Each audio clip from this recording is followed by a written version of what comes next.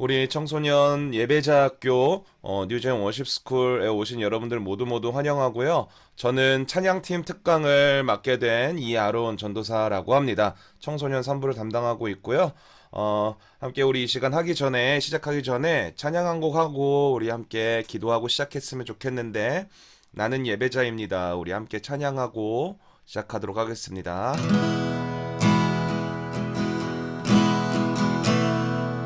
우리 있는 자리에서 함께 찬양합니다. 나는 하나님을 예배하는 예배자입니다.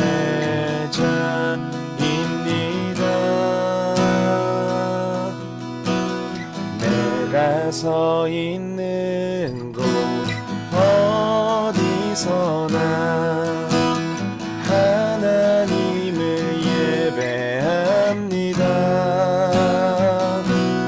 내 영혼 거룩한 은혜를 향하여 내 마음 완전한 하나님 향하여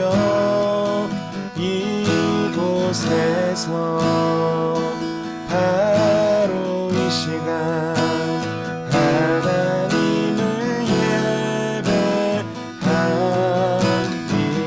한 번 더 찬양합니다. 나는 하나님을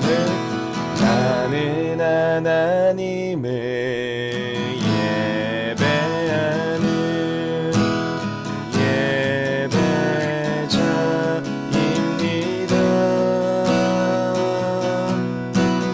내가 서 있는 곳 어디서나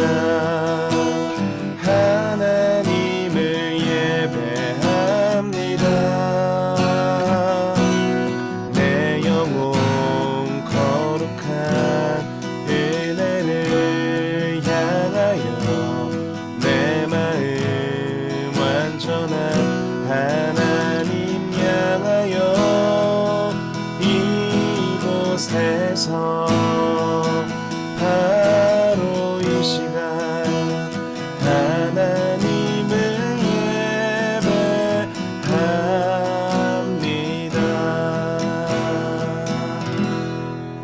우리 함께 기도하겠습니다.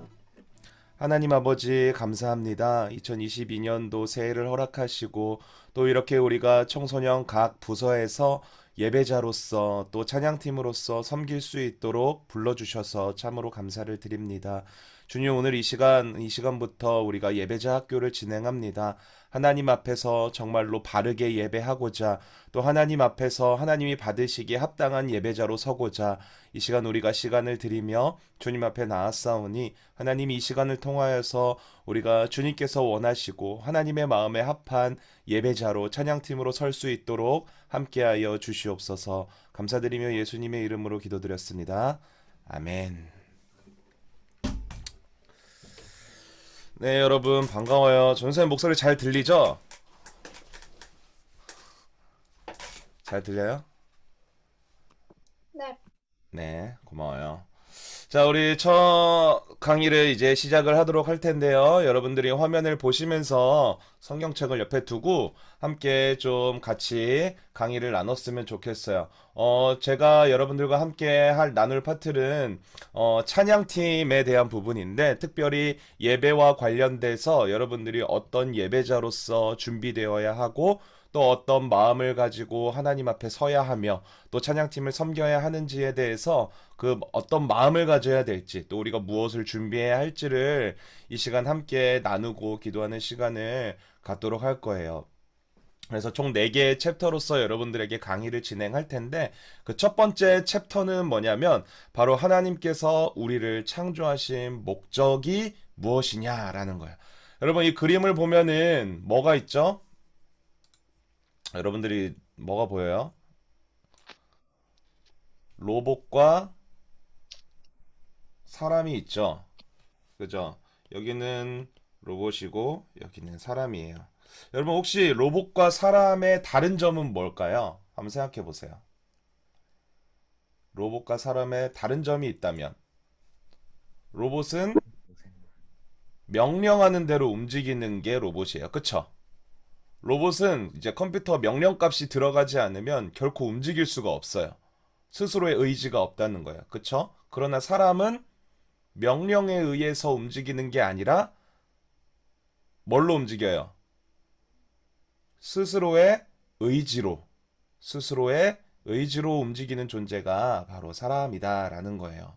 그래서 여러분들 다음 페이지를 보시면 하나님께서는 우리를 명령에 땡땡 하는 존재로 창조하지 않으시고 뭐뭇의 자유를 허락하셨어요. 여기 가로에 들어갈 말이 무엇일까요? 명령에 복종하는 존재로 창조하지 않으시고 어떤 자유를 허락하셨을까요? 선택의 자유를 허락하셨다라는 거예요. 하나님이 우리를 처음에 창조하실 때 하나님께서는 우리를 하나님의 명령대로 막 이렇게 복종하는 존재로 창조하지 않으셨어요. 그쵸? 만약에 그렇다라면은 하나님이 명령에 복종하는 존재로 우리를 창조하셨다면은 우리가 하나님의 말씀에 불순종할 이유도 없겠죠. 그죠? 그러나 하나님께서는 그런 로봇과 같은 존재로서 우리를 창조하지 않으셨다라는 거예요. 그런데 하나님께서 우리에게 선택의 자유를 주셨는데 안타깝게도 사람은 하나님께 받은 무엇을 가지고? 자유로운 의지를 가지고 자유의지를 가지고 하나님의 무엇에 어긋나는 삶을 살았을까요? 하나님의 뜻 혹은 말씀, 하나님의 말씀에 어긋나는 삶을 살았다라는 거예요. 자, 다음 페이지를 보시면 하나님께서는 사람이 자유의지를 통한 참 자유를 가지고 무엇을 하기를 원하셨는지를 이사야서 43장 21절 말씀에서 기록을 해 놓으셨어요. 여러분들 성경책을 한번 찾아볼까요? 성경책을 펴시고 이사야서 43장 21절 말씀을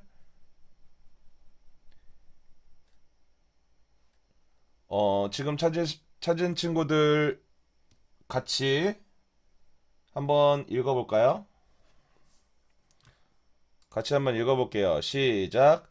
이 백성은 내가 나를 위하여 지었나니 나를 찬송하게 하려 함이니라. 맞아요. 가로에 들어갈 말은 뭐죠, 그러면? 나를 위하여 지었나니. 나를 찬송하게 하려 함이라. 하나님이 우리에게 자유로운 의지를 주셨다라는 거예요. 그러면은 우리는 이 자유를 가지고 무엇을 해야 하느냐? 나를 위하여 지었는데 나를 찬송하게 하려 함이니라. 우리가 가지고 있는 이 자유의지를 가지고 하나님께서는 우리가 하나님을 찬송하기를 원하신다라는 거예요. 찬송하기를 원하신다. 그래서 우리가 예배를 드리는 이유도 그거예요. 왜 우리가 찬양을 해야 하냐? 우리가 기쁘기 위해서, 우리가 마음에 감동을 얻기 위해서, 아니면 우리가 즐겁기 위해서 찬양을 올리는 게 아니라 하나님을 위해서 우리는 찬양을 해야 한다라는 거죠. 그래서 하나님이 우리를 창조하신 목적에는 분명하게 하나님을 찬양하기 위함이라는 것을 여러분들이 꼭 아셨으면 좋겠어요. 그리고 이 찬양은 우리가 입술을 벌려서 하는 찬양, 혹은 여러분들이 손을 움직여서 악기를 연주하면서 올리는 찬양뿐만이 아니라 여러분들이 삶 속에서 하나님을 높여드리는 것, 그것도 찬양이라는 것을 기억했으면 좋겠어요. 하나님을 높여드리는 것이 무엇이 있을지 한번 생각해 보세요. 내가 삶 속에서 노래를 부르는 것 말고도 하나님을 찬양하고 하나님을 높여드릴 수 있는 게 무엇일까? 예를 들어서 여러분들 축구 선수들이 막 열심히 그 축구 경기를 하다가 골을 딱 넣었어요. 그 다음 뭐를 해요? 세레머니를 하죠. 그죠? 세레머니를 하는 선수들 중에 여러분들 아마 봤을 거예요. 무릎 꿇고 기도를 올리는 선수들을 여러 명 봤을 거예요. 그 장면이 축구 선수에게 있어서는 그 축구 경기를 통하여서, 축구 선수라는 그 직업을 통하여서 하나님께 영광을 올리고 하나님께 찬송을 올려드리는 방법이라는 거예요. 그것처럼 여러분들도 여러분들의 자유의지를 가지고 여러분들이 살아가는 곳곳에서 삶의 자리에서 하나님을 찬양할 수 있는 방법, 찬양할 수 있는 것이 무엇이 있을지를 잘 생각해 봤으면 좋겠어요. 그래서 여러분들이 찬양팀으로 함께하면서 섬기는 그 시간 가운데 주일에만 내가 찬양하고 하나님을 찬양하고 꼭 예배 시간 그 한 시간에만 하나님을 찬양하는 것이 아니라 우리가 삶의 곳곳에서 여러분이 살아가는 모든 그 삶의 현장에서 하나님을 높이며 하나님을 찬양할 수 있는 것이 무엇인지 잘 생각해보고 여러분들이 삶에서도 하나님을 찬양하는 예배자들로 설 수 있었으면 좋겠어요. 그리고 이제 하나님께서는 말씀을 통하여서 우리에게 우리가 자유의지를 가지고 하나님께서 무엇을 하기를 원하시는지를 계속해서 말씀하셨는데, 자, 이사야서 43장 21절 말씀을 한번 찾아볼까요? 우리가 방금 찾았던 말씀이죠. 여기서는 하나님께서 우리가 무엇을 하기를 원하셨어요? 우리를 지으신 분을 찬양하길 원하셨어요. 지으신 분이 누구시죠? 하나님이시죠. 그죠? 하나님을 찬양하기를 원하셨어요. 하나님이 우리에게 자유의지를 가지고 무엇을 하기를 원하셨는지를 살펴보고 있어요. 자, 두 번째로는 하나님은 우리가 무엇을 하기를 원하십니까? 역대하 20장 한번 찾아보세요, 여러분들. 역대하 20장.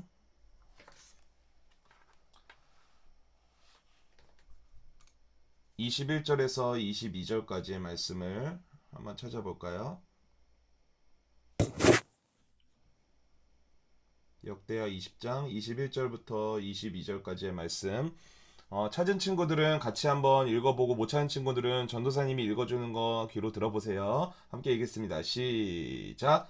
백성과 더불어 의논하고 노래하는 자들을 택하여 거룩한 예복을 입히고 군대 앞에서 행진하며 여호와를 찬송하여 이르기를 여호와께 감사하세. 그의 인자하심이 영원하도다 하게 하였더니 그 노래와 찬송이 시작될 때에 여호와께서 복병을 두어 그가를 치러 온 암몬 자손과 모압과 세일산 주민들을 치게 하심으로 그들이 패하였더니. 자, 이거는 뭐예요? 전쟁하기 전에 하나님께서 전쟁에 앞서서 찬양하기를 원하셨어요.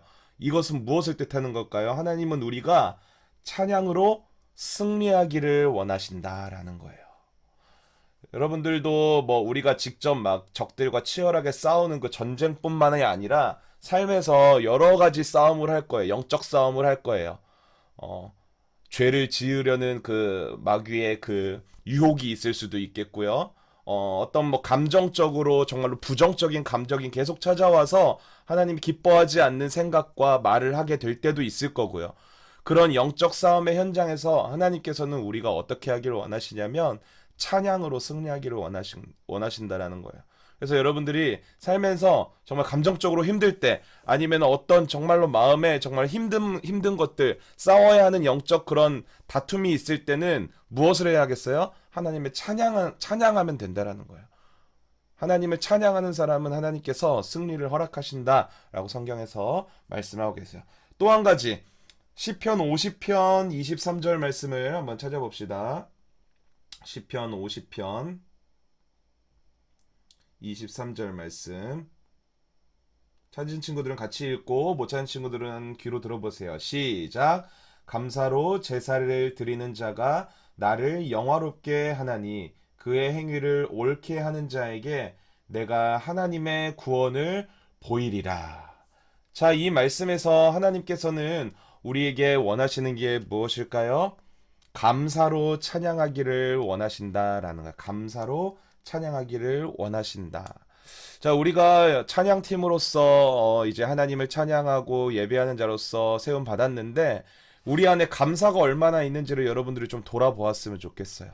여러분들이 찬양할 때 감사로 정말 찬양하고 있는지, 아니면 해야 하니까 찬양하고 있는지, 아니면 그냥 이 습관적으로, 아니면 주일이니까 정말로 그 시간에 맞게 그냥 내가 찬양을 마지못해서 하고 있는 것인지. 정말로 우리가 감사로 찬양하기를 원한다는 것은 무엇이냐면 하나님이 우리를 구원하셨고 또 우리를 예배자로 불러주셨다라는 것에 대해서 감사하는 마음이 있어야 한다라는 거예요. 그래서 이 감사로 우리가 늘 찬양해야 한다는 거죠. 그래서 여러분들이 찬양팀으로 섬길 때에 마음의 중심에 제일 확인해야 되는 게 뭐냐면 내 안에 감사가 있는가? 감사가 있는가? 이게 제일 중요해요. 왜냐하면 여러분 감사하면 기쁨으로 찬양할 수가 있어요. 감사하면 예배할 때도 딴 생각 들지 않고 하나님께 온전히 집중할 수가 있어요. 그러니까 여러분들이 예배함에 있어서 가장 먼저 감사의 마음을 회복할 수 있는 여러분들이 되었으면 좋겠어요. 자, 그다음에 로마서 12장 1절 말씀을 한번 찾아볼까요? 로마서는 신약 성경에 있고요. 로마서 12장 1절 말씀 아마 여러분들 외우는 친구들도 있을 거예요. 우리 한번 읽어봅시다. 시작. 그러므로 형제들아 내가 하나님의 모든 자비하심으로 너희를 권하노니 너희 몸을 하나님이 기뻐하시는 거룩한 산 제물로 드리라. 이는 너희가 드릴 영적 예배니라. 자, 여기서 하나님께서 우리에게 무엇을 하기를 원하시죠? 삶으로 찬양하기를 원하신다라는 거예요. 너희 몸을 하나님이 기뻐하시는 거룩한 산 제물로 드리라. 이것은 너희 몸은이라고 표현을 했지만 우리의 살아가는 전 삶을 인생을 말하는 거예요. 하나님께서는 우리가 삶으로 하나님을 찬양하기를 원하세요. 아까도 이야기했었죠. 우리가 삶의 모든 순간에 하나님을 찬양해야 한다라고. 여러분들이 찬양하는 시간 그리고 노래하는 시간, 예배하는 시간을 제외하고서라도 예배하는 시간 이외에도 여러분들이 삶 가운데서 곳곳에서 하나님을 찬양하는 예배자가 되기를 원하신다는 거예요. 자, 그다음에 마지막 시편 150편 찾아보면 시편 150편은 신약성경 시편 맨 마지막 페이지에 있어요. 시편 맨 마지막 페이지에 있는 맨 마지막 절인데 뭐라고 쓰여 있는지 같이 한번 읽어볼까요? 시작. 호흡이 있는 자마다 여호와를 찬양할지어다. 할렐루야. 자, 여기서 하나님께서 우리에게 원하시는 게 뭐예요? 호흡이 있는 자라면 누구나 모두가 하나님을 찬양하길 원하신다라는 거예요.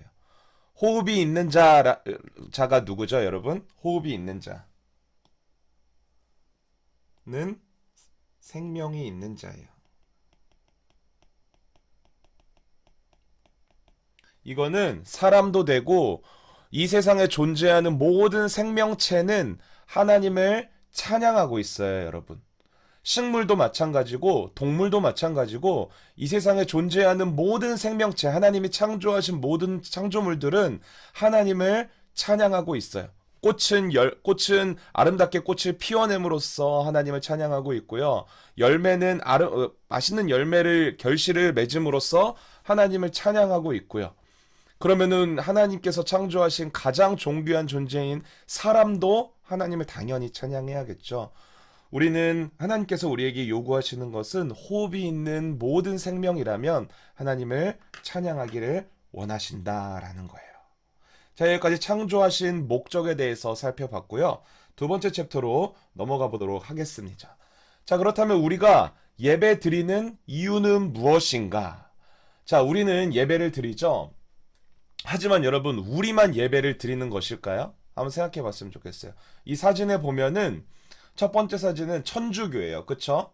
카톨릭에서도 굉장히 엄숙한 분위기에서 성당 안에서 미사를 드려요.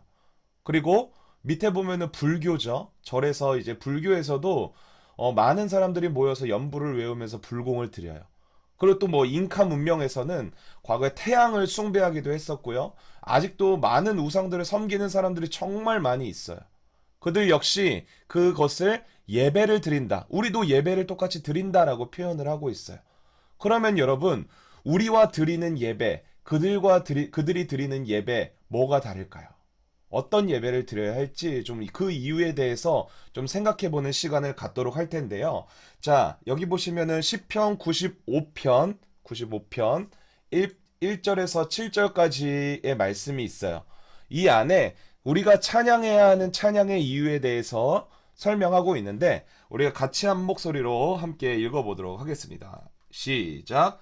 오라 우리가 여호와께 노래하며 우리의 구원의 반석을 향하여 즐거이 외치자. 우리가 감사함으로 그 앞에 나아가며 시를 지어 즐거이 그를 노래하자. 여호와는 크신 하나님이시요 모든 신들보다 크신 왕이시기 때문이로다. 땅의 깊은 곳이 그의 손 안에 있으며 산들의 높은 곳도 그의 것이로다. 바다도 그의 것이라. 그가 만드셨고 육지도 그의 손이 지으셨도다. 오라 우리가 굽혀 경배하며 우리를 지으신 여호와 앞에 무릎을 꿇자. 그는 우리의 하나님이시요 우리는 그가 기르시는 백성이며 그의 손이 돌보시는 양이기 때문이라. 아멘. 자, 여러분, 이 안에 보면은, 이 말씀 안에 보면은, 우리가 하나님을 찬양해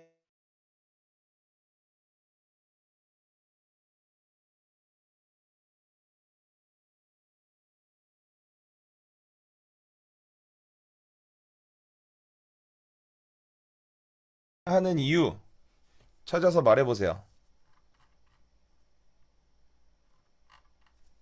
못 찾았어요?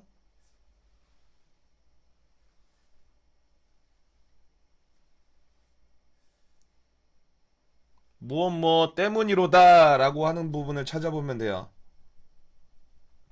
첫 번째는 뭐예요? 첫 번째 이유는 여호와는 크신 하나님이시기 때문에. 그쵸? 우리는 주님을 찬양해야 되고, 그 다음에 찬양해야 하는 이유는 뭐예요? 모든 신들보다 크신 왕이시기 때문에. 그 다음에는요. 땅의 깊은 곳이 그 안에 그 손 안에 있으며 산들의 높은 곳도 그의 것이기 때문에 우리는 찬양해야 돼요. 그리고 바다도 그의 것이고 그가 만드셨고 육지도 그의 손이 지으셨기 때문에요. 그렇죠? 그리고 또 하나님은 우리의 하나님이시기 때문에 그리고 우리는 그가 기르시는 백성이기 때문에 그리고 하나님의 손이 우리를 돌보시기 때문에. 자, 여기서 나타나는 찬양의 이유는 뭐예요? 통통 틀어서. 자, 여기 4장 3절에서 5절까지의 말씀을 보면은 뭐를 말하고 있는 거예요? 우리를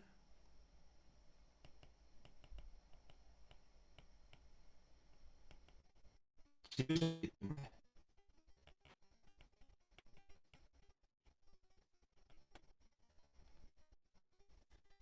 모든 천지와 만물과 그리고 우리 또한 사람 또한 하나님께서 지으셨기 때문에 그렇죠? 지으셨기 때문에 우리는 하나님을 찬양해야 하는 것이고요. 또 7절에서는 뭐를 나타내는 걸까요? 그 하나님이 모든 만물을 창조하신 하나님이 우리의 하나님이시기 때문이에요.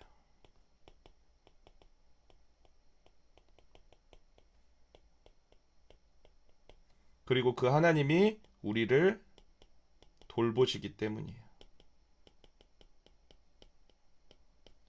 부모님들이 여러분들을 돌보시고 필요한 것을 채워주시고 아플 때나 뭐 슬플 때 위로해주시고 밥도 챙겨주시고 학교도 보내주시고 하는 것처럼 하나님은 그 이상 부모님보다 더 이상의 모든 것들을 우리에게 제공하시고 필요한 것을 채워주시면서 우리를 돌보아 주세요. 그렇기 때문에 우리는 하나님을 찬양해야 한다라는 거죠. 자, 그렇다면 다음 페이지로 넘어가서 예배란 무엇인지를 여러분들이 좀 한번 생각해 봤으면 좋겠어요. 예배란 과연 무엇일까? 자, 여기서는 제가 답을 한번 드리면서 여러분들이 생각을 해봤으면 좋겠는데, 첫 번째 예배는 뭐냐면 하나님과의 만남이다.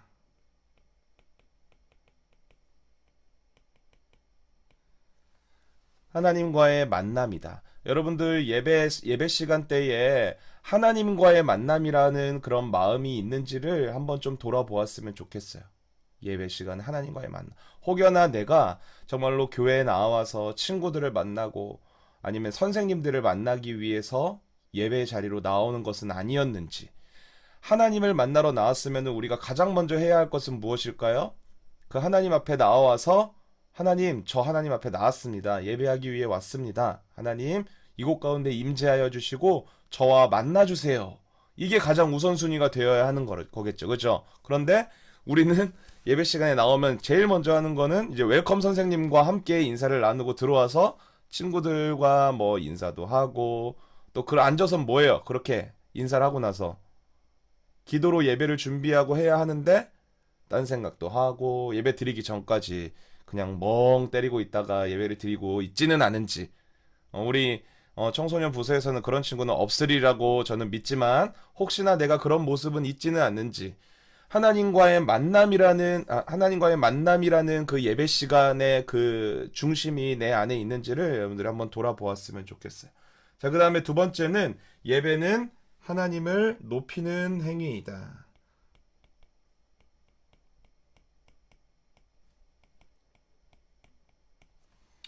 자, 하나님을 높인다라는 것은 반대로 말해서 나는 어떻게 해야 되는 걸까요? 나는 낮추어야 된다라는 거예요. 여러분. 나의 모습은 낮추고 하나님을 높이는 것이 바로 예배라는 것을 여러분들이 좀 기억했으면 좋겠어요. 나를 낮춘다라는 것은 무엇일까요, 그러면?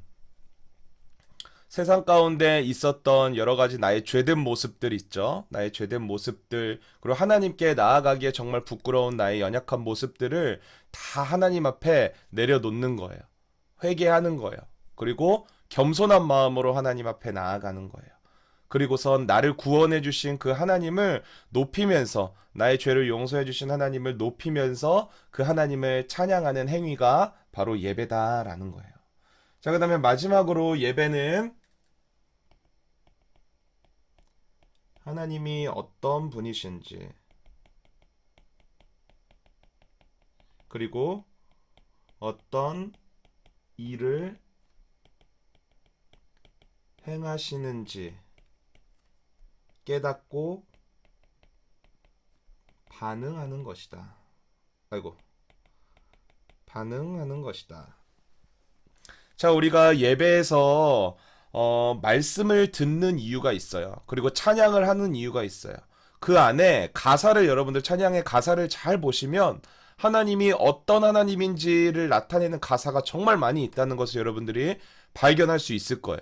설교 시간도 마찬가지예요. 말씀에서도 그 말씀 안에 있는 하나님이 어떤 분이신지 계속 이야기하고 있다는 것을 여러분들이 느끼실 거예요. 하나님은 우리와 하셨던 약속을 반드시 지키시는 신실한 하나님이시다. 하나님은 죄 가운데 있는 우리를 구원하시는 구원의 하나님이시다. 하나님은 온 세계 만물을 창조하신 창조의 하나님이시다. 그 하나님이 어떤 분이신지를 찬양과 그 다음에 또 말씀과 모든 예배의 순서마다 우리는 깨달을 수 있어요. 그리고 또 하나님이 어떤 일을 행하셨는지 우리를 구원하기 위해서 어떤 일을 행하셨어요? 예수님을 이 땅에 보내주셨고 또 우리를 구원하시기 위해서 예수님께서 십자가에 달려서 죽으시고 또 부활하셨고 또 하나님께서 우리에게 약속하신 그 신실한 약속의 말씀을 지키기 위해서는 어떤 일을 행하셨는지를 찬양의 가사와 또 기도와 또 말씀을 통해서 우리가 깨닫고 반응하는 거예요. 여기서 중요한 것은 깨닫기만 하는 것이 아니라 반응해야 한다라는 거예요. 반응해야 한다. 반응은 뭐예요? 그 하나님이 어떤 분이신지 어떤 일을 행하셨는지를 우리가 알았다면 그 하나님 앞에 우리의 삶을 온전히 드려야 한다라는 거예요. 이게 바로 우리가 예배를 드린다라고 표현을 하는 것과 같은 거예요. 우리가 예배를 시청한다, 예배를 관람한다, 지켜본다라고 표현을 하지 않죠? 그죠? 우리는 예배를 드린다라고 하는 거예요. 드리는 것은 뭐냐면 우리의 삶을 드리는 거예요. 삶을. 하나님이 어떤 분인지 알았다면, 하나님이 어떤 일을 행하시는지 알았다면 우리의 삶 가운데서 그 하나님이 그렇게 일하시도록 우리를 내어드리는 것, 우리의 삶을 내어드리는 것을 말하는 거예요. 여기서 가장 중요한 게 있다면 무엇일까요? 우리의 생각과 우리의 계획과 욕심과 우리의 중심을 내려놓는 것. 그래서 여러분 예배를 드릴 때 겸손함이 굉장히 중요해요. 겸손함이. 내 뜻과 내 생각과 내 모든 그 중심을 내려놓는 겸손함이 있어야지만 하나님께서 우리의 삶 속에서 하나님이 어떤 분이시면 어떤 일을 행하신지를 우리에게 보여주신다라는 거예요. 그것을 볼 수 있는 거예요. 그래서 여러분들이 이 예배의 중심들, 세 가지의 것들을 여러분들이 꼭 기억하면서 예배를 내가 왜 드려야 하는지에 대해서 생각하며 기억하며 예배자로 설 수 있었으면 좋겠습니다. 자, 그 다음 챕터. 그렇다면 우리는 어떤 모습으로 예배를 드리고 있습니까?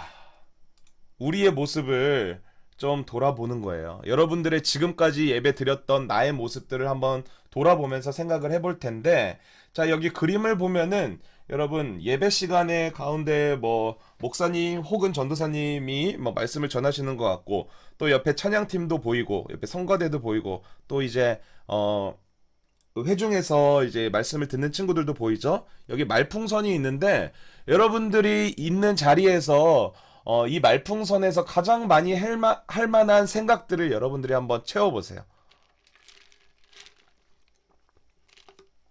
여기 비어있는 자리에서 말풍선에서 과연 내가 이 자리에 있다면 나는 어떤 생각으로 여태까지 예배를 드려왔을까?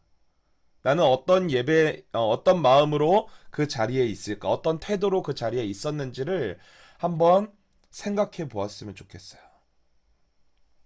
자, 전도사님이 한번 예상해서 한번 써볼까요? 예상해서. 자, 여기 찬양팀 기타 치고 있는 친구가 있죠? 기타 치고 있는 친구. 교회 오빠처럼 보여요? 이 친구는 어떤 생각을 제일 많이 할까요, 여러분? 와, 내 연주 기가 막혔어. 그쵸? 자아도취하는 장면. 혹은, 아, 이거 틀렸네.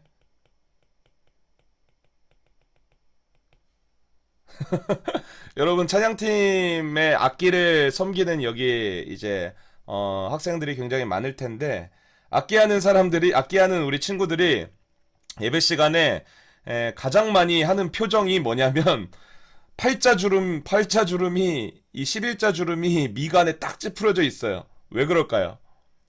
틀리지 않으려고. 그쵸? 연주를 틀리면 안 되니까.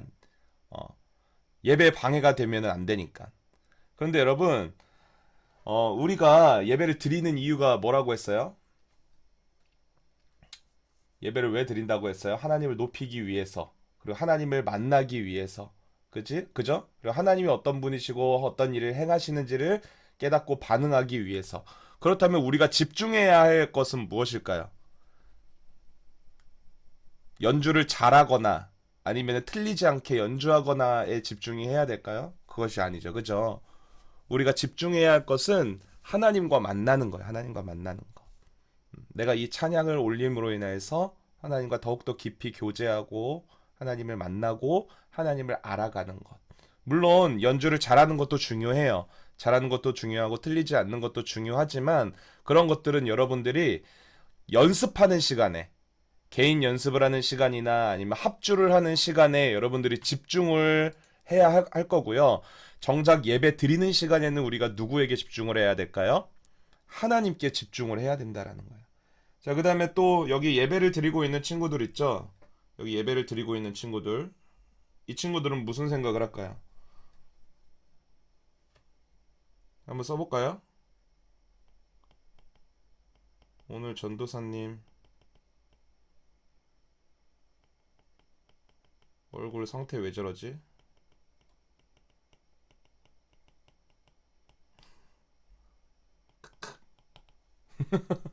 뭐 이런 생각을 하는 친구들은 없겠지만 뭐 예를 들어서 하는 거예요. 그 다음에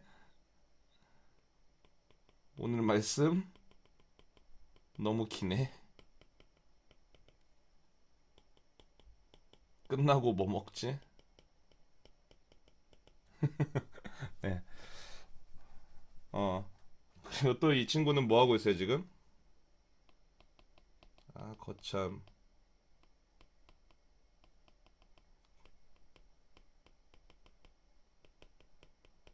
시끄럽게 하네.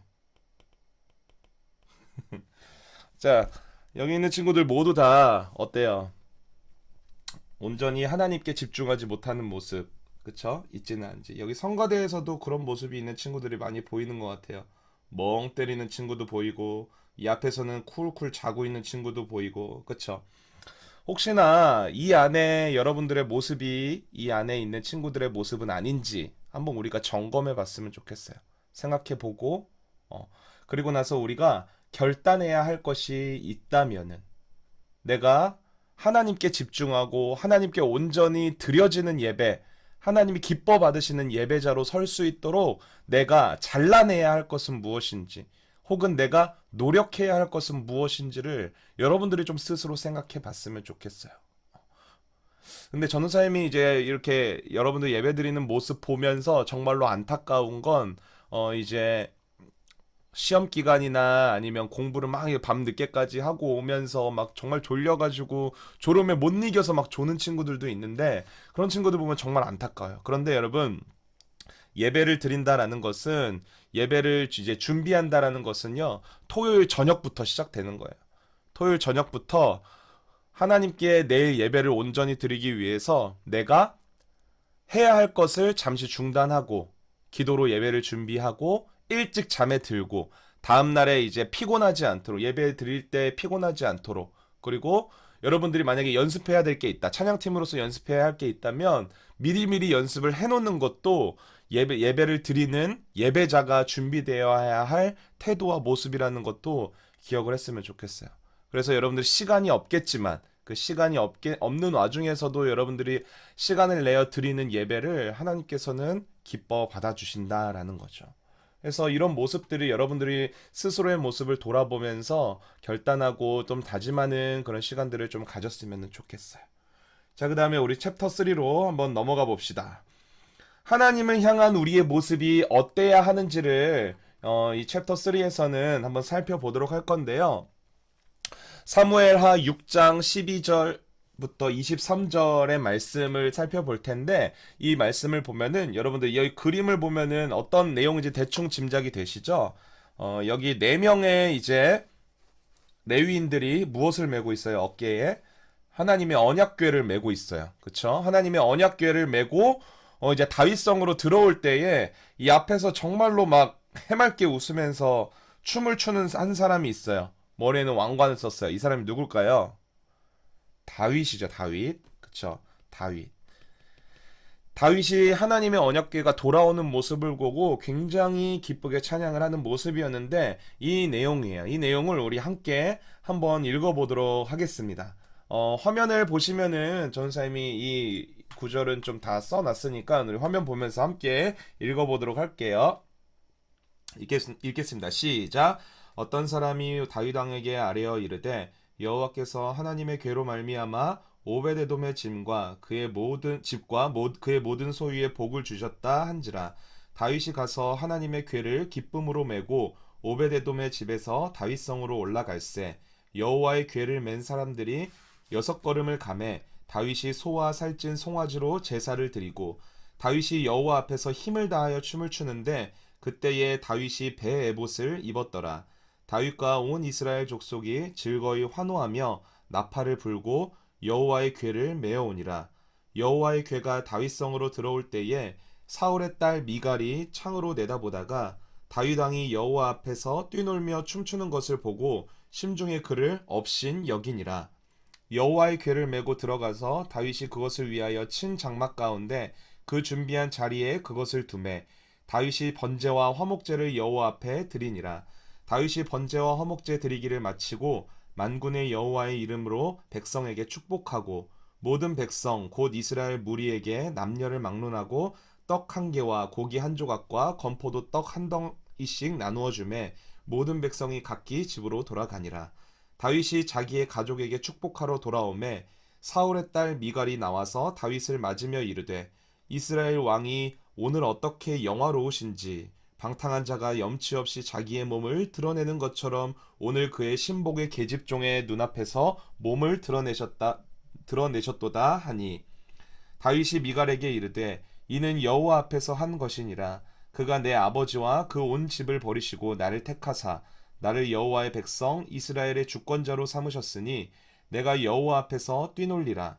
내가 이보다 더 낮아져서 스스로 천하게 보일지라도 내가 말한 바 계집종에게는 내가 높임을 받으리라 한지라. 그러므로 사울의 딸 미갈이 죽는 날까지 그에게 자식이 없으니라.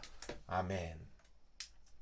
자, 여러분, 이 말씀을 보면서 여러분들이 한번 생각해 봤으면 좋을 만한 질문들을 나눌 텐데요.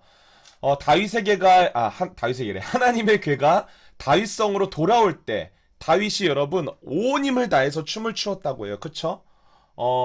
소가 6걸음을, 소가 아니라, 주님의 괴를 맨 사람들이 6걸음을 옮겼을 때에 행렬을 멈추고 소와 양을 제물로 바쳐서 하나님께 제사를 드리면서 기쁨으로 찬양을 했다 그래요.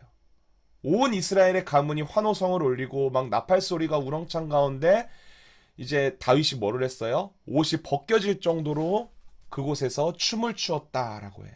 여러분들, 하나님의 괴가 다윗성으로 돌아올 때에 다윗이 왜 이렇게까지 했을까요? 왜 온 힘을 다해서 춤을 추었을까요? 그것은 이 하나님의 괴가 어떤 의미를 가지고 있는지를 생각해 봐야 돼요. 하나님의 괴가. 여러분, 이 하나님의 괴는 어디에 있었던 거예요? 여러분들이 요즘 가스펠 프로젝트 말씀 들으면은 이 하나님의 괴가 어디에 있는지를 알 수 있을 텐데. 하나님의 괴는 성막 혹은 성전에 있어요. 그쵸? 알고 있죠? 특히나 성막과 성전에서 가장 깊은 어디에 있어요? 지성소 안에 있는 것이 바로 언약궤다. 여러분, 성막과 성전은 뭐 하는 곳이죠? 제사를 드리는 곳이에요. 제사를 드리는 곳이에요. 제사를 드릴 때에 가장 깊은 곳 지성소에 언약궤가 있다는 말은 뭐예요?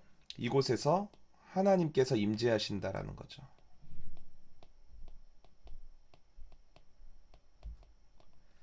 하나님은 이 지성소에 있는 언약궤, 특히나 이 언약궤를 보면은 언약궤 뚜껑이 그룹이라는 두 천사가 날개를 펴고 있는 형상이 있는데 이거를 뭐라고 말하냐면요.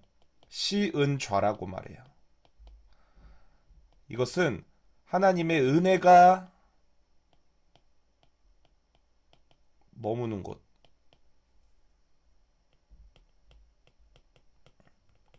하나님이 이 시은자 위에 임재하시는 거예요. 그러니까 우리가 예배의 자리로 나아가서 하나님의 임재를 누리잖아요. 그쵸? 그것과 마찬가지예요. 그러니까 이 언약궤는 무엇을 상징하고 있는 거예요? 우리가 예배의 자리로 나아갔을 때 하나님이 우리가 예배하는 그곳 가운데 임재하시는 그 하나님의 임재를 상징하는 거예요. 하나님의 임재. 하나님의 임재를 상징하는 그 하나님의 궤가 다른 나라에 있었어요. 블레셋이라는 나라에 빼앗겼었는데 그 빼앗겼던 하나님의 궤가 다시금 다윗성으로 돌아오는 거예요. 이게 무슨 의미인 줄 알겠어요? 하나님의 궤가 빼앗겼다라는 것은요. 하나님의 임재가 이제 더 이상 이스라엘 백성 가운데 존재하지 않았다라는 것과 마찬가지예요.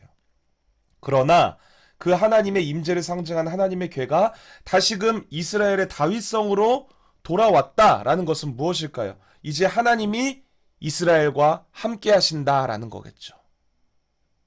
그래서 다윗이 온 힘을 다해서 춤을 추었던 거예요.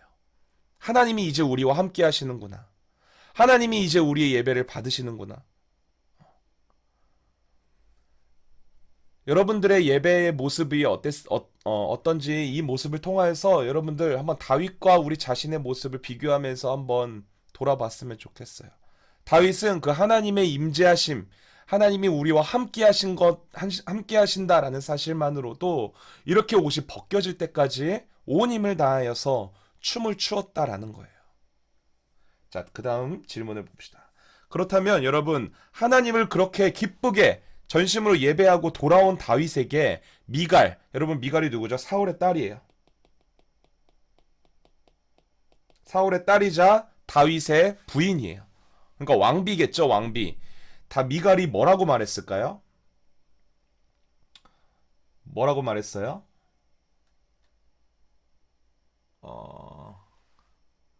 자, 여기 쉬운 성경으로 제가 한번 읽어드리면 오늘 이스라엘의 임금님이 건달패들이 맨살을 드러내고 춤을 추듯이 신하들의 아내가 보는 앞에서 몸을 드러내며 춤을 추셨으니 임금님의 채통이 어떻게 되었겠습니까? 여러분, 이게 무슨 뜻이에요? 왕이 채통을 지키지 못하고 신하들이 보는 앞에서 맨몸을 드러내놓고 춤을 추었다. 왜 그랬습니까? 이렇게 책망과 멸시와 뭐 그런 말로 다윗에게 이야기를 한 거예요. 여러분, 하나님을 예배함에 있어서 다윗과 미갈의 차이가 무엇일까요? 미갈이 한 이야기를 통해서 미갈이 어떤 마음을 가지고 하나님의 임재를 대했는지를 오늘은 알 수 있죠. 그렇죠? 미갈은 하나님의 임재하심을 본 게 아니라 그 상황과 자신의 체면과 왕의 체면과 그 자신의 모습을 본 거예요. 더 중요하게 여겼던 거예요. 그러나 다윗은 자신의 모습과 왕으로서의 채통과 그런 것을 중요하게 생각한 것이 아니라 하나님과 만나는 것에 대한 감사와 기쁨이 우선순위에 있었다라는 거예요. 여러분들이 이 다윗과 미갈이 하나님의 임재 앞에서 어떤 모습과 어떤 반응과 어떤 마음을 가지고 있었는지를 좀 비교하면서 한번 생각해 봤으면 좋겠어요. 그리고 나의 예배는 어떤가? 한번 이 시간, 이 그림을 통해서 한번 나의 모습도 한번 돌아보는 시간을 가졌으면 좋겠어요. 나의 모습은 과연 어떤가? 자, 이 그림을 보면은 정말 많은 예시가 나와 있죠. 설교 시간에 성경 읽기로 시간을 보내는 말씀당. 전도사님이 열심히 막 말씀을 설명하고 있는데 성경을 그냥 주구장창 읽는 거예요. 성경을. 이런 친구는 전도사님이 한 번도 본 적은 없는 것 같아요. 여태까지. 자, 그 다음에 부족한 잠을 교회에서 보충하는 수면당. 아, 평상시에 나는 공부에 너무 힘써가지고 교회에서 그나마 1시간 잘 수 있습니다. 교회에서는 내 부족한 잠을 충전하는 시간으로 보내겠습니다.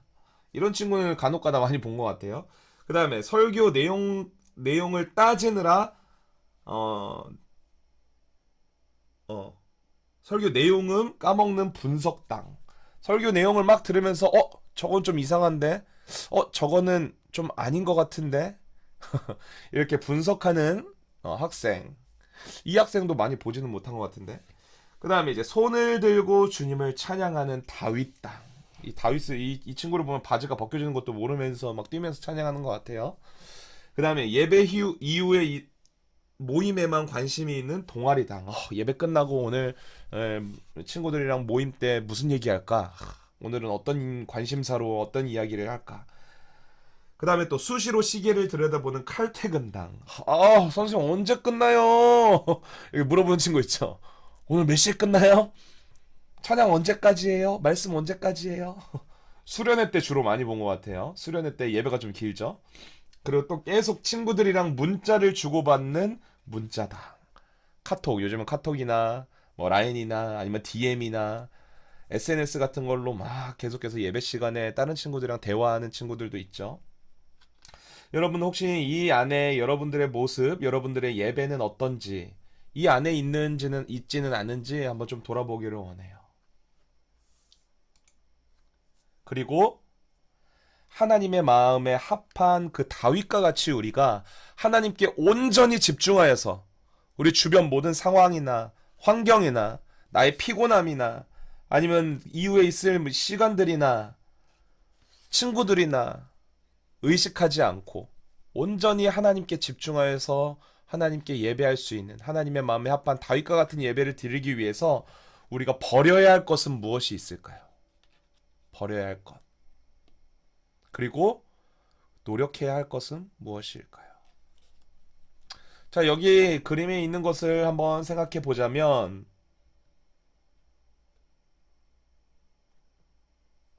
여러분들이 한번 생각해 보세요. 버려야 할 모습이 뭐가 있을까요? 혹시 나눠줄 수 있는 친구도 있어요? 나는 다윗처럼 예배하기 위해서 이거는 조금 버려야 할 것 같아요. 편하게 얘기해도 좋아요, 여러분. 자, 만만한 게 저는 우리 청소년 3부입니다. 청소년 3부. 유정아, 하나님의 마음에 합한 예배를 드리기 위해서 우리가 버려야 할 것은 무엇이 있을까요? 듣고 있니? 지민아, 네, 우리가 버려야 할 모습이 무엇이 있을까?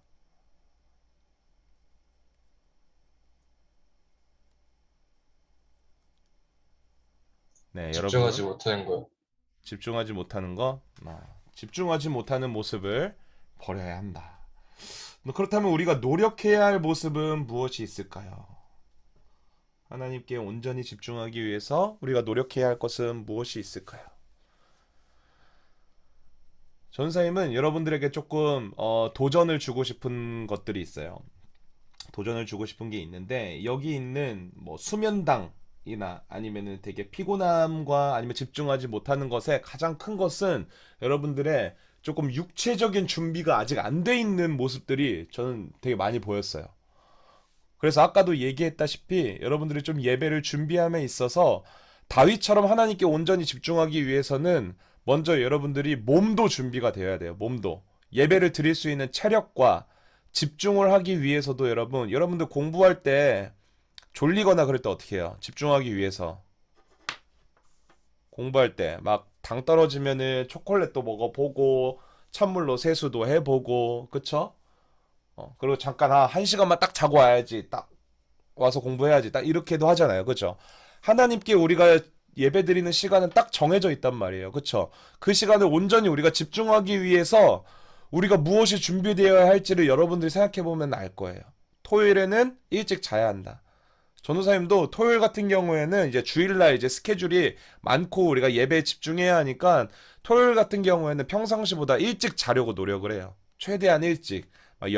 평상시에 뭐 12시 넘어서 잤다면 토요일 같은 경우에는 예배를 준비하기 위해서 시간을 보내야 하지만 그래도 예배를 드리는 게 더 중요하기 때문에 10시나 뭐 11시나 늦어도 그때까지는 자자. 이런 모습이 우리에게 있어야 한다라는 거예요. 이런 모습이. 그리고 이제 실제로 예배에 들어가서도 우리가 하나님께 집중하기 위해서는 어떻게 해야 돼요? 잘라내야 할 것이 있단 말이에요. 잘라내야 할 것. 그게 뭐가 있을까요? 선생님이랑 얘기하고 싶고, 친구랑 얘기하고 싶고, 그런 것들도 여러분들 잘라낼 수 있어야 한다는 거죠. 물론 필요한 대화는 있지만 예배가 시작한 이후의 대화는 모두가 다 하나님과의 대화로 여러분들이 삼았으면 좋겠어요. 하나님과의 대화로. 이 외에도 아마 여러분들이 이 그림을 보면서 또 우리가 버려야 할 모습, 또 나 스스로를 돌아보면서 내가 노력해야 할 모습이 무엇이 있을지를 여러분들이 생각해 봤을 거예요. 그리고 여러분들이 결단한 부분들을 여러분들이 그냥 생각만 하지 말고 당장 이번 주부터 여러분들이 예배를 섬길 때에 그런 것들을 조금 해봤으면 좋겠어요. 그리고 하나님께서 받으실 만한 다윗처럼 기쁘게 정말로 하나님이 받으실 만한 하나님의 마음에 합한 다윗과 같은 예배자들로 여러분들이 좀 서기를 원합니다. 자, 이제 챕터 4로 넘어갑시다. 자, 챕터 4의 제목이 뭐예요? 매일 하나님 앞에 머무는 삶이에요. 아니, 왜 예배자 학교를 하는데 예배 시간이 아닌 매일을 얘기를 하는가? 제가 아까도 얘기했죠.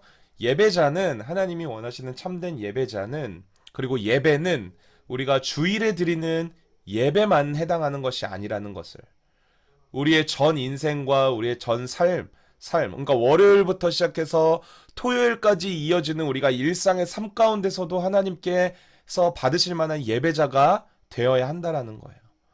자, 여기도 나와 있죠. 예배는 주일 예배 1시간에 드리는 것으로 끝나지 않습니다. 삶의 모든 순간이 하나님께 드려지는 예배가 되어야 합니다. 여러분들이 또 우리 담임 목사님이 그런 표현 많이 쓰시는데 여러분 주일날 예배 드리고 가면서 하나님 안녕히 계세요 하고 가면은 안 된다라는 거예요.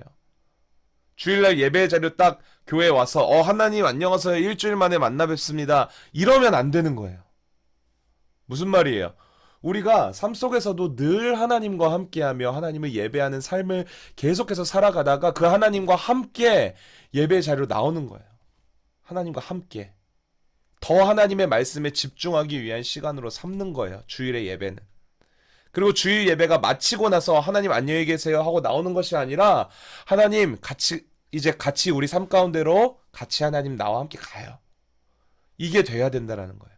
그래서 그 삶 속에서도 여러분들이 예배드렸던 그 말씀, 여러분들이 받았던 그 말씀을 붙들고 나와 동행하는 하나님과 동행하면서 그 일상의 삶도 하나님께 드려지는 예배가 되어야 된다라는 거죠. 그래서 우리는 매일매일의 삶이 하나님 앞에 머무는 삶.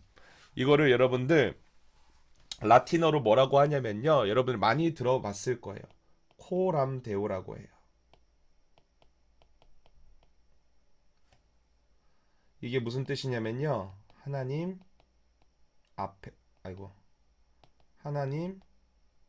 앞에서. 이 코람데오의 마음이 여러분들의 마음 가운데 있었으면 좋겠어요. 예배자는요, 그 찬양팀은, 특히나 찬양팀은요, 늘 매일매일이 하나님 앞에서라는 마음이 있어야 돼요.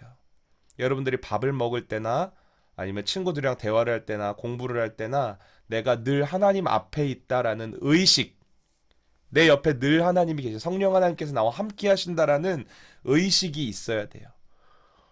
이것이 바로 여러분들을 온전한 예배자로 세워주는 가장 중요한 중심일 거예요.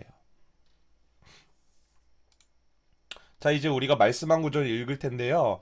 히브리서 4장 16절 말씀을 같이 한번 읽어봅시다. 시작. 그러므로 우리는 긍휼하심을 받고 때를 따라 돕는 은혜를 얻기 위하여 은혜의 보좌 앞에 담대히 나아갈 것이니라. 자, 이 말씀을 보면요. 우리가 하나님과 언제 교제해야 하는지를 나타내고 있어요. 언제 교제해야 한다고 말하고 있죠? 언제? 때를 따라. 자, 여기서 때를 따라라는 말의 뜻이 뭘까요?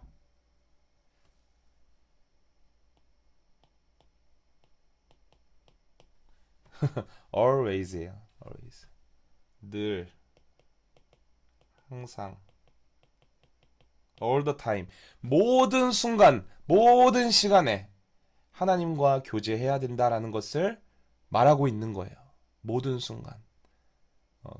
그럼 좀 약간 초딩들은 이런 질문할 수도 있어요.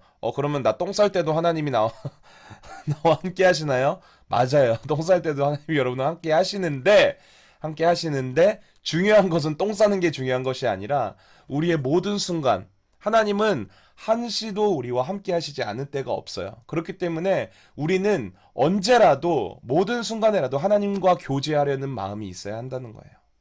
그 다음에 이 말씀 안에서 생각해야 될 것. 하나님과 교제하는 목적은 무엇이어야 하는가요? 교제하는 목적은 뭐예요? 여기 나와 있죠? 돕는 은혜를 얻기 위하여. 돕는 은혜라는 것이 무엇일까요? 돕는 은혜. 우리는 이 구절을 통하여서 우리가 어떤 존재인지를 알 수 있어요. 돕는 은혜를 얻기 위하여. 우리는요, 은혜가 필요한 자들이에요.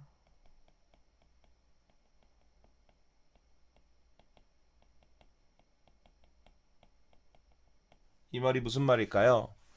하나님의 은혜가 없이는 우리는 단 한순간도 살아갈 수 없다는 것을 여러분들이 기억했으면 좋겠어요. 하나님의 은혜가 없이는. 하나님의 은혜 없이는 단 한순간도 살 수 없는 존재. 찬양의 가사도 많이 나오죠. 근데 이게 진리예요, 진리. 우리는요, 부족하고 연약해서 하나님의 은혜가 없이는 단 한순간도 살 수 없는 존재예요. 한번 여러분들의 삶을 돌아봤으면 좋겠어요. 정말로 하나님의 은혜가 아닌 순간이 찾을 수 있는지 한번 돌아봤으면 좋겠어요. 우리가 여러분 눈 뜨고 저녁에 눈을 감고 잠이 들고 눈 뜨는 순간부터 시작해서 하루 종일의 일상을 보내는 그 내내 여러분 하나님의 은혜가 아니었던 것이 하나도 없음을 우리는 매 순간 발견하게 된다라는 거예요. 우리가 살아가는 이 세상 만물도요, 하나님이 창조하신 거예요. 하나님의 은혜로 우리에게 허락하신 삶의 공간이고요, 세상이고요. 우리가 교제하는 그 친구들과 선생님들과 그 학교라는 공간과 모든 것이 다 하나님께서 우리에게 은혜의 선물로 주신 것들이라는 거예요. 우리가 숨을 쉴 수 있는 것도 은혜이고요. 우리가 먹을 수 있는 것도 은혜이고요. 우리가 건강하게 지낼 수 있는, 코로나 안 걸리고 건강하게 지낼 수 있는 것도 하나님의 은혜라는 사실을 여러분들이 기억했으면 좋겠어요. 그래서 하나님의 은혜가 한시라도 우리를 떠났을 때 우리는 살아갈 수 없는 존재라는 것을 우린 기억해야 돼요. 그래서 우리는 그 돕는 은혜, 하나님이 우리를 붙드시고 하나님이 우리를 살아가게끔 인도하시는 그 돕는 은혜를 얻기 위하여서 하나님과 교제해야 한다라는 거예요. 그 하나님과의 교제가 없이는 은혜를 얻을 수가 없어요. 그래서 여러분들이 우리가 예배를 드리면 그런 표현 하잖아요. 오늘 정말 은혜 받았다, 은혜 받았다 이런 말 하잖아요. 그런데 여러분, 은혜 받았다라는 표현을, 은혜 받았다, 이거를 오해하지 않았으면 좋겠어요. 이것은요, 감동이 아니에요. 내가 말씀 듣고 찬양해서 감정적으로 내가 감동을 받은 것이 은혜가 아니라는 것을 여러분은 기억했으면 좋겠어요. 그럼 무엇이 은혜냐? 물론 내 마음에 감동도 있어야 되고요. 감정적으로 내가 하나님께 감동받는 것도, 말씀에 감동받는 것도 있어야 돼요. 그런데 그 은혜를 받았다라는 표현은 뭐냐면은 삶 속에서, 여기도 나왔죠. 하나님의 은혜가 삶 속에서 그 말씀대로 사는 것을 말하는 거야. 그럴 때 우리가 정말로 하나님께 은혜를 받았다. 그 은혜를 누려야 되는 거예요. 삶 속에서. 매일의 삶 속에서 그 은혜를 발견해야 되는 거예요. 그게 바로 하나님의 은혜를 내가 받았다라고 표현할 수 있는 거예요. 그래서 여러분들이 정말로 은혜 받았다, 은혜를 받고 싶으면요, 말씀 속에서 하나님이 내 삶 속에서 어떻게 일하실지를 먼저 발견해야 돼요. 하나님이 오늘 지금까지 내가 삶 속에서 살아오면서 친구를 미워하는 마음이 있었다. 그런데 하나님이 말씀에서 친구를 미워하지 말고 원수까지도 사랑해라라고 말씀을 하셨으면, 내가 삶 속에 가서 그 친구에게 먼저 다가가서, 미워하는 친구에게 먼저 다가가서 손을 내밀고 먼저 내가 사과를 하고 그 친구와의 관계를 회복하는 것이 은혜를 받았다라는 거가 된다는 거예요. 이해하시겠어요?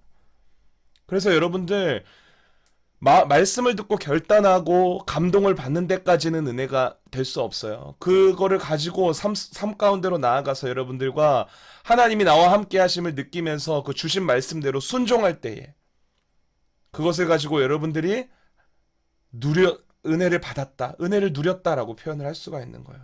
그래서 저는 여러분들이 예배자로서, 찬양팀으로서 매 순간 여러분들이 은혜를 받았으면 좋겠어요. 주시는 말씀 붙들고 삶 가운데 나아가서 순종하고, 하나님이 오늘도 나와 함께 하시는구나, 하나님이 나의 삶 속에서 은혜를 베푸시는구나, 이것을 경험하는 여러분들이 좀 그런 예배자들이 되었으면 좋겠어요. 하나님은 그런 삶을 기뻐 받으시고, 그게 바로 삶의 예배자로서 하나님께 영광 올려드리고 하나님께 감사와 찬양을 올려드리는 삶이라는 것을 여러분들이 기억하시기를 바라요. 그 다음에 이 말씀 안에서 하나님과 교제하기 위해서는 우리는 어디로 나아가야 할까요? 하나님과 교제하기 위해서 어디로 나아가야 한다고 써 있어요? 은혜의 보좌 앞에. 여기서 말하는 은혜의 보좌가 어디일까요? 은혜의 보좌. 아까 전에 여러분 그 지성소 안에 있는 언약궤 기억하시죠?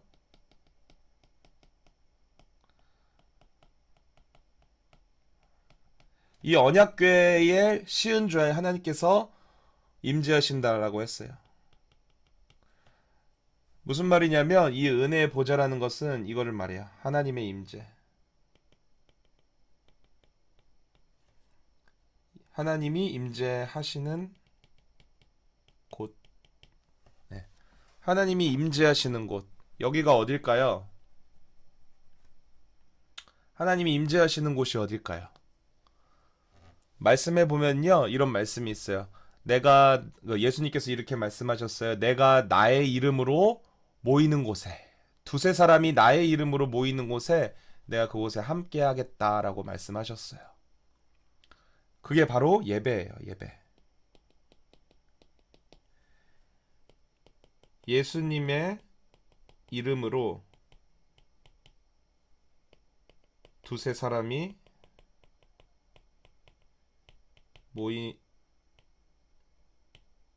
모이는 곳. 이게 예배예요. 그래서 우리가 삶에서 혼자 기도하고 말씀 보고 찬양하는 것도 굉장히 중요하지만, 교제하고 또 우리가 예배당에 나와서 교회에서 함께 예배하는 것이 중요한 이유가 이거예요. 우리가 예수 그리스도를 믿는 우리들이 함께 모여서 예배할 때에 하나님께서는 그곳에 임재해 주신다라고 말씀하셨어요. 물론 우리가 개인적으로 기도하고 개인적으로 말씀 볼 때도 하나님이 우리와 함께 해주세요. 함께 해주시지만 이 은혜의 보좌라는 것은 우리가 두세 사람이 모여서 그 예수 그리스도의 이름으로 하나 되어서 모여서 그곳에서 하나님께 예배할 때에 그곳이 은혜의 보좌가 된다라는 거예요. 은혜의 보좌. 근데 여러분, 놀라운 게 뭔지 아세요? 우리가 당연하게 드리는 이 예배가 사실은 구약 시대에 보면요, 우리는 지금 아무 때나 우리가 원할 때마다 예배를 드릴 수 있죠. 그런데 과거에는 그렇지 않았다라는 거예요. 과거에 예배를 드리기 위해서는 어떻게 했어요? 이 지성소에 가야 됐어요. 지성소. 여기가 어디 있어요? 이스라엘에 있었단 말이에요. 이스라엘. 하나님께 은혜 받기 위해서는 구약 시대에서는 비행기 타고 이스라엘로 가야만 했어요. 그것도 우리 한국 사람과 같은 유대인, 이스라엘 사람이 아닌 사람들은 성전 안에 들어갈 수도 없었어요. 그것도 그 성전에서도 이 지성소로 들어갈 수 있는 사람은 대제사장 한 사람밖에 없었다라는 거예요. 너무나도 제한적이잖아요. 그쵸? 하나님의 은혜 받기가 그렇게 힘들었는데, 지금은 우리가 언제나, 우리가 원할 때면 언제나 예배를 드릴 수가 있게 되었어요. 어디서나. 비행기 타고 이스라엘 안 가도 돼요. 어떻게 그렇게 갈 수 있어요? 우리가 배웠죠.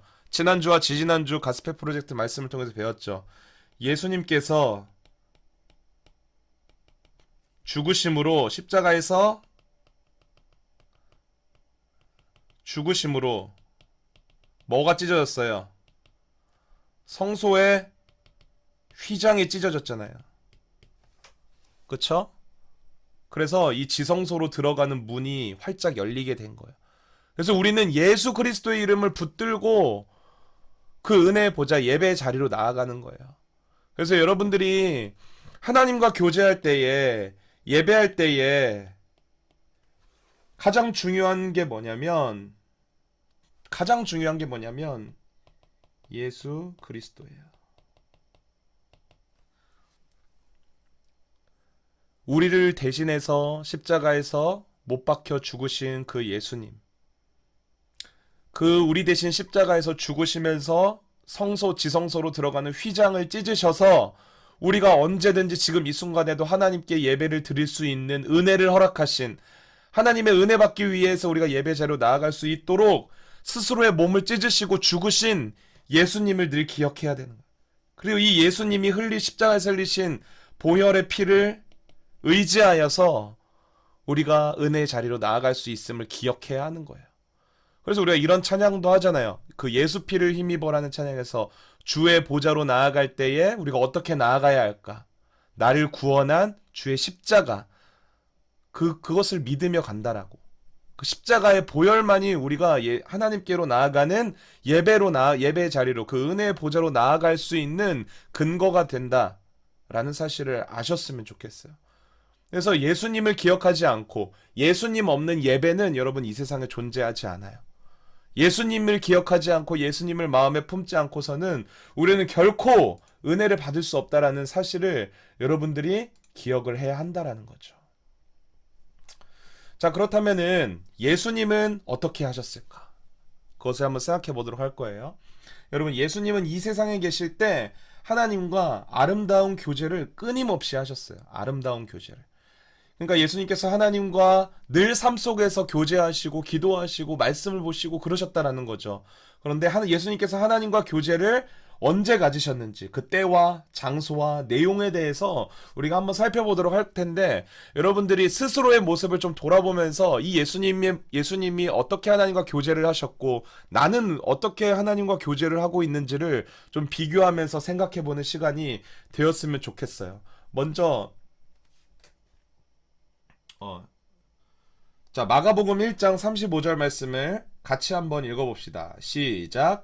새벽 아직도 밝기 전에 예수께서 일어나 나가 한적한 곳으로 가사 거기서 기도하시더니. 여러분, 이 말씀을 보면은 예수님이 언제 하나님과 교제하셨다라고 하셨을까요? 새벽에. 그리고 어디서? 한적한 곳으로 가서 기도하셨다. 하나님과 교제하시는 시간을 가지셨다. 여러분, 이 말씀 보면은 좀 이상하죠? 이상한 게 있어요. 왜 하고 많은 시간 중에서 예수님 왜 새벽에 하나님께 기도를 하러 가셨을까? 그것도 뭐 일상의 공간이 아니었어요. 예수님이 늘 살아가는 삶의 터전, 뭐 방에서라든지 아니면은 제자들과 함께 있을 때는 그게 아니라 한적한 곳으로 가셨다는 거예요. 한적한 곳. 왜 그러셨을까? 예수님의 일상이 어땠길래 예수님은 하고 많은 시간 중에서 새벽에, 그것도 사람들을 피해서 한적한 곳이라는 것이 그거잖아요. 사람들을 피해서 혼자 있는 공간. 뭔가 혼자 내가 오롯이 내 시간을 가질 수 있는 그 공간이라는 것을 뜻하는 거잖아요. 왜 그 공간에 가셔서 예수님은 하나님과 교제하셨을까? 우리가 그것을 생각해 볼 텐데, 그 예수님의 하루 일과를 먼저 우리가 좀 생각을 해볼 거예요. 마가복음 1장 21절에서 35절 말씀, 여러분 성경책을 한번 찾아봤으면 좋겠어요. 마가복음 신약성경 두 번째 장이에요. 마가복음 1장 21절부터 35절까지 한번 찾아봅시다. 이제 거의 다 왔어요. 마지막이에요.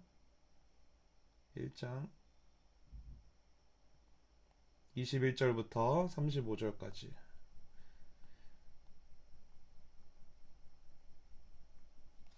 자, 이 구절에서 나온 예수님의 하루 일과가 쭉 기록되어 있는데요. 하루예요, 하루. 안식일 하루에 있었던 일들을 쭉 기록한 거예요. 같이 한번 읽어보도록 하겠습니다. 21절부터 시작. 그들이 가버나움에 들어가니라. 예수께서 곧 안식일에 회당에 들어가 가르치심에 뭇사람이 그의 교훈에 놀라니 이는 그가 가르치시는 것이 권위 있는 자 같고 서기관들과 같지 아니함일러라.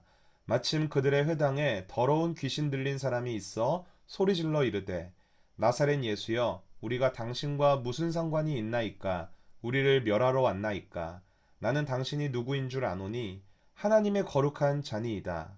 예수께서 꾸짖어 이르시되 잠잠하고 그 사람에게서 나오라 하시니 더러운 귀신이 그 사람에게 경련을 일으키고 큰 소리를 지르며 나오는지라. 다 놀라 서로 물어 이르되 이는 어찌 미냐? 권위 있는 새 교훈이로다. 더러운 귀신들에게 명한즉 순종하는도다 하더라. 예수의 소문이 곧 온 갈릴리 사방에 퍼지더라. 회당에서 나와 곧 야고보와 요한과 함께 시몬과 안드레의 집에 들어가시니 시몬의 장모가 열병으로 누워 있는지라. 사람들이 곧 그 여자에 대하여 예수께 여짜온데 나아가사 그 손을 잡아 일으키시니 열병이 떠나고 여자가 그들에게 수종드니라. 저물어 해질 때에 모든 병자와 귀신 들린 자를 예수께 데려오니 온 동대가 그 문 앞에 모였더라. 예수께서 각종 병이 든 많은 사람을 고치시며 많은 귀신을 내쫓으시되 귀신이 자기를 알므로 그 말하는 것을 허락하지 아니하시니라. 새벽 아직도 밝기 전에 예수께서 일어나 나가 한적한 곳으로 가사 거기서 기도하시더니. 아멘. 자, 여러분, 이 말씀에서 우리는 예수님이 안식일이라는 것은 오늘날로 치자면 우리가 주일 하루를 보내는 거예요. 주일 하루를 보내는 건데, 그 주일 하루를 어떻게 보내셨는지를 쭉 기록하고 있어요. 쭉 기록하고 있는데 이 마가복음 1장 21에서 35절에서 예수님의 스케줄을 우리가 한번 좀 이 시간 분석을 한번 해봤으면 좋겠어요. 오전과 오후와 저녁 이렇게 나눠서 한번 생각해 볼 텐데, 여러분 오전의 일과를 한번 보세요. 말씀에서 21절부터 28절까지의 말씀이 그 6월절에 안식일에 오전에 하셨던 일들이거든요. 그 오전에 무슨 일을 하셨는지 한번 살펴보세요.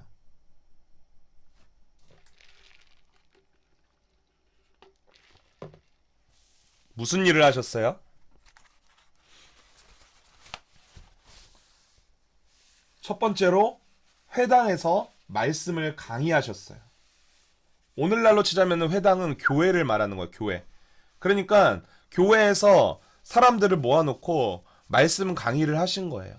근데 여러분, 오늘날에는 교회에서 말씀을 강론할 때에 말씀을 이렇게 전할 때 보통 1시간, 뭐 길어야지 우리가 뭐 수련회 같은 거 해야지 뭐 2시간 뭐 이런 식으로 하잖아요. 그죠? 예배 시간이. 그런데 예전에 유대인들의 그 회당에서 강의를 얼마나 했는지를 살펴보면, 역사에 기록된 그런 시간들을 확인해 보면요.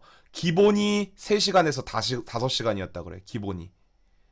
그래서 여러분들 신약성경 사도행전에 보면 사도 바울이 사람들을 모아놓고 말씀을 전할 때에 유도구라는 청년이 말씀을 듣다 졸아요.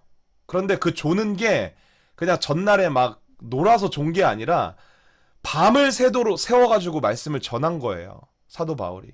저녁에 시작된 말씀이 새벽을 지나서 다음날까지 이렇게 이어진, 그러니까 예측하기로는 거의 막 한 6시간, 7시간, 8시간 이렇게 말씀을 전하니까 당연히 졸음이 왔을 수밖에 없는 상황이었다는 거죠. 예수님께서 그렇게 말씀을 강의를 하셨어요. 오전에. 시간 내내. 그리고 또 뭘 하셨어요? 귀신 들린 자들이 찾아오니까 그 귀신 들린 자들을 고쳐주셨어요. 그죠? 꾸짖으시고 잠잠히 그 사람에게 나오라 했더니 귀신 들린 사람이 경련을 일으키고 나오잖아요. 그쵸? 이렇게 오전 시간을 예수님께서 보내신 다음에 그 다음에 이제 오후 시간에는 무엇을 하셨을까? 29절에서 31절 보세요. 오후 시간에는 뭐 했어요? 회당에서 나와서 무엇을 하셨어요? 먼저는 시몬과 안드레의 집에 신방을 가셨어요. 제자들의 집에 신방을 가셨어요. 그쵸? 그런데 그 신방 간 집에 베드로, 여기 30절에는 시몬이라고 써 있는데 시몬이 베드로를 뜻하는 거예요. 베드로의 장모님이 있었는데, 그러니까 부인의 어머니가 장모님이에요. 베드로의 부인의 엄마. 장모가 열병을 앓고 있었는데 열병을 치유해주는 사역을 합니다. 집을 신방하고 장모님을 치유해주는 사역을 합니다. 여러분들이 신방 받아봐서 알겠지만, 한번 신방하면은 어때요? 전도사님들이 여러분 신방하면은 뭐 한 10분, 15분 이야기하고 끝나나요? 그렇지 않죠. 가정은 어땠는지, 어떻게 사는지, 그 집은 어떻게 되어 있는지, 그리고 가정에 뭐 기도 제목은 없는지 막 나누고 깊이 이야기하다 보면 한 2-3시간, 3-4시간은 금방 가잖아요. 그죠?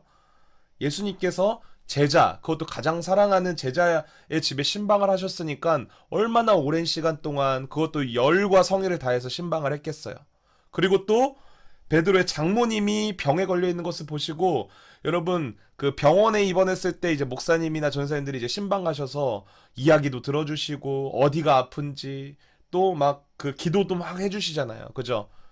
예수님이 그런 사역을 행하셨다는 거예요. 안식일 오후에. 그 다음에 또 이어서 저녁에는 또 뭘 하셨을까요? 32절에서 34절까지 보세요. 해가 저물 때에 뭘 했어요? 온 동네에 있는 모든 병자들이 쫓아옵니다. 온 동네에 있는, 성경에 여기 그렇게 써있어요. 온 동네가 그 문 앞에 모였더라. 예수님이 신방하고 있는 집 앞에 그 소문이 나가지고, 예수님이 병자를 고쳐준 소문이 나서 모든 병자와 귀신 들린 자들이 막 몰려든 거예요. 얼마나 많았겠어요.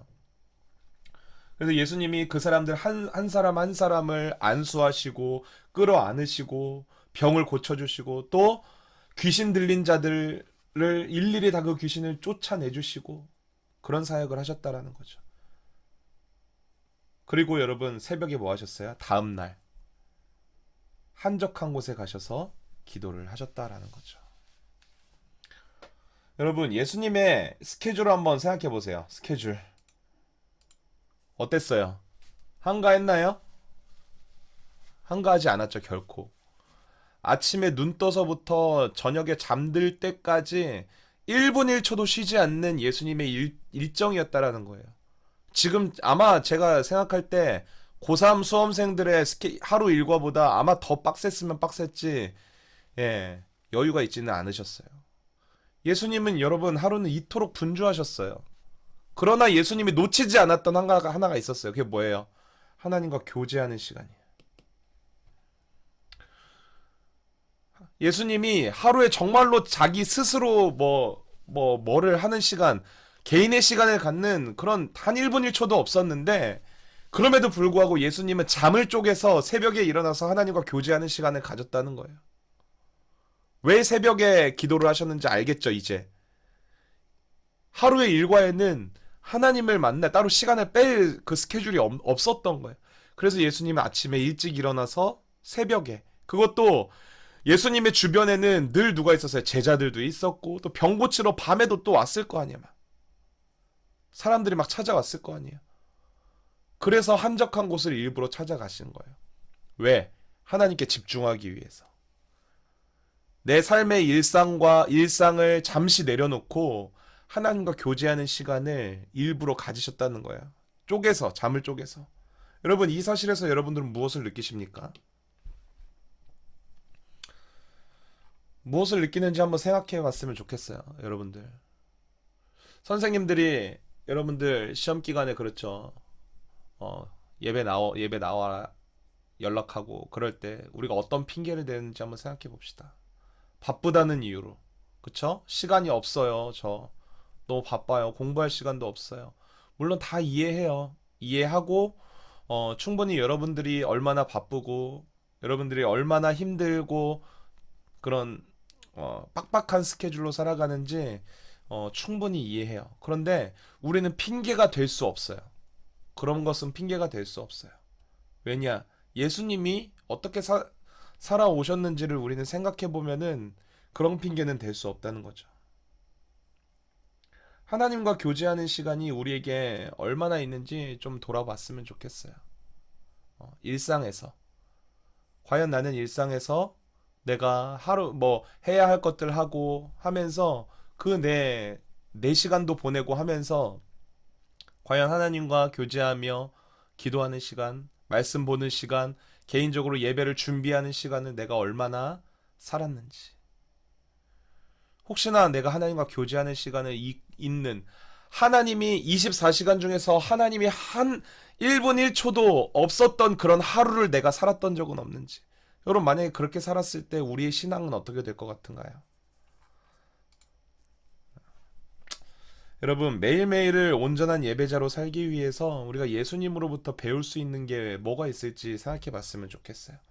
예수님의 하루 일과를 살펴보시면서 예수님은 정말 눈코 뜰 새 없는 하루를 보내셨지만 자신의 개인적인 시간을 보낼 그런 시간조차도 없으셨지만 새벽에 일찍 일어나서 하루에 남들보다 하루를 일찍 시작하시면서 하나님과 교제하는 시간을 가지셨다라는 거예요.